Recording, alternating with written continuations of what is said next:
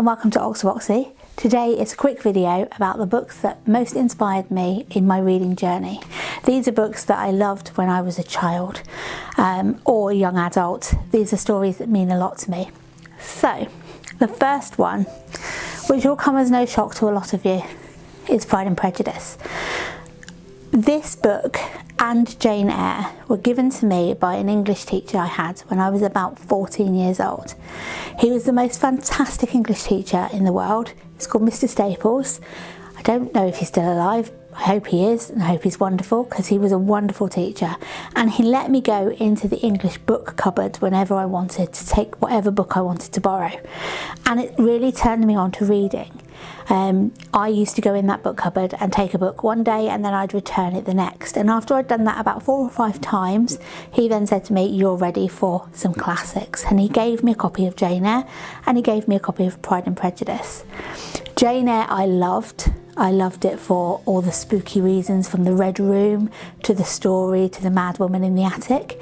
And I continue my love of Jane Eyre today because I also like Wide Sargasso Sea, which is the prequel that was written about the mad woman in the attic and is amazing. If you haven't had a chance to read it, I really recommend you do.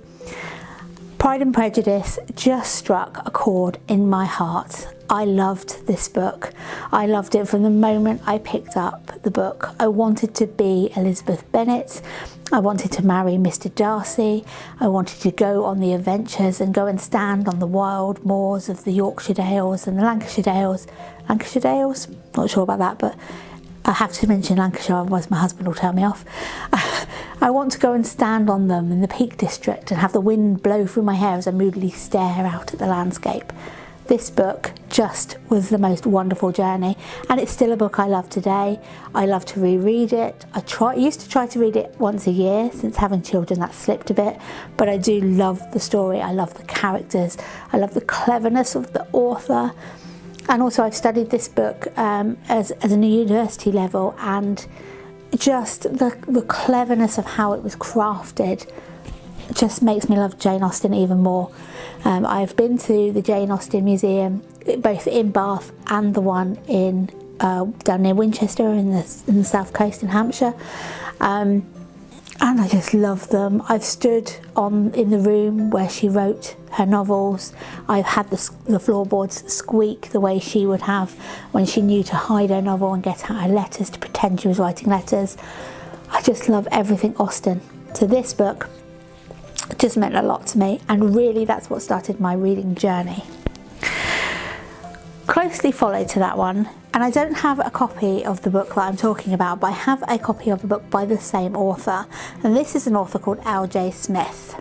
Now, L.J. Smith I first found in a bookshop in Bodmin, down in Cornwall and Devon. I'm not sure if it's Devon or Cornwall, I can't quite remember, but I went on holiday with my grandparents and I was bored because they like to just sit and do not a lot, and I was bored, so I found a bookshop and I bought a copy of the Vampire Diaries.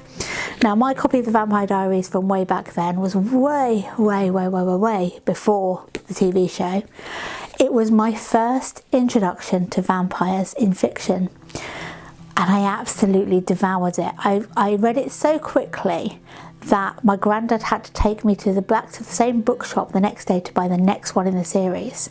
So I ended up buying the 3 of them, and I loved them, but I also love the author. This one is The Secret Circle, which is a set of books. These are the witchy books. And then there is another set of books called The Night World, which I absolutely loved. And they were different stories. So there were vampires, witches, all sorts of characters, shapeshifters. This was my first foray into paranormal and vampires and witches, and it's still something I love today. I do most of my reading around that area. It's just my go-to, makes me happy. I love Buffy the Vampire Slayer. That was my next step into the vampire world, and I've just never really looked back. I love those kind of tales. So L.J. Smith, one of my favourites. I then started to push my reading out a little bit, and I found these books, these are my originals, in a bookshop. I think I bought them from W.H. Smith's in Southampton, and these books started off with The Rowan, and I say Damia, but other people pronounce it differently, and Lion's Pride, and there are 2 others in the series. These were my first introduction into science fiction and fantasy. I absolutely adore these books. As you can see, they're well loved, they're well read, they're very discoloured now.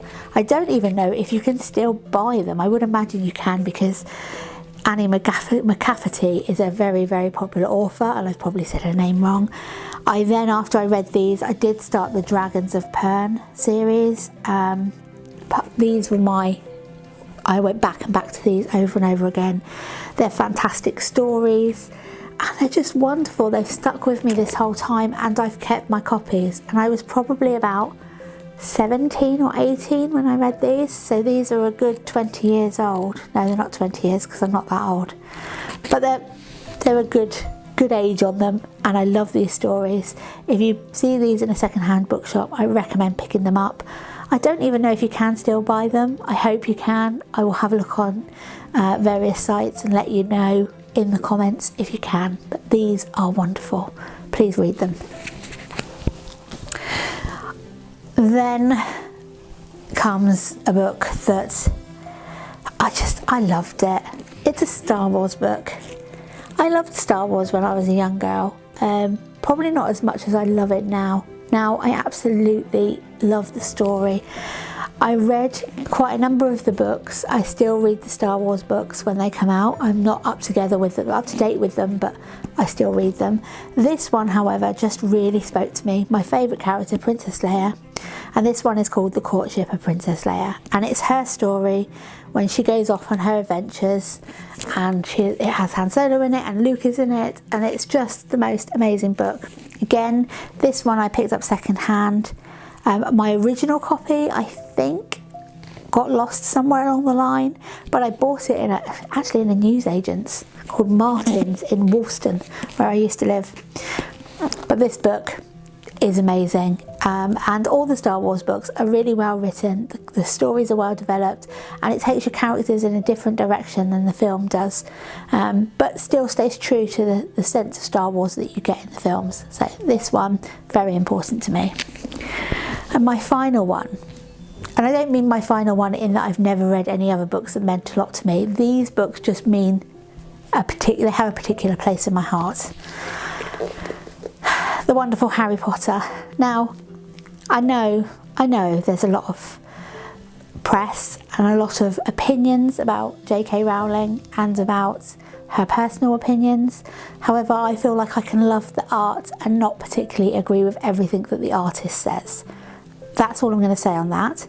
But this book I bought for my younger brother. Now, my brother was 10 years younger than me, and I used to get paid every month, and he would always know when I got paid. And we'd go shopping, and we were in a bookshop. I was trying to find him a book to encourage him to read because he didn't really like reading. He was about, 1999 is when I bought this book, so he was young. And we were stood in the bookshop, and somebody said to me, if you want a book to read to him, read Harry Potter. The kids in my class love it. So we picked it up. This is the one we actually picked up because it actually has my note in it that says, "A gift from your sister." We read chapter 1 that night. I read it to him. He went to bed, and I read the whole book that night. I love these books. I love the world. I love the characters. I love how the story twists and turns, and it's just one of the best books in the world. I love the films. I love to go to places that inspired the films and books. I just love it. You can say what you want about the author. This is a masterpiece, and millions of children were turned on to reading by this author. And it sparked a whole world of movies and films and merchandise that still now resonate with people. These stories are amazing. I have tried to read them to my children. They aren't that interested, but I think it's because I love it so much. Although my daughter has just started listening to the Audible book of this one. The Audible book is fantastic if you get your hands on it. It's narrated by Stephen Fry. It's amazingly done. He tells the story so well. And there are some beautiful editions of this book, some of which I actually own, and you'll see on other videos and pretty book posts that we're going to be doing in the future. But Harry Potter meant a lot to me. So those are my little stack of books that mean the world to me. And I would just encourage you to think about those books that have made a difference in your life. These ones definitely made a difference in mine. Have a wonderful day.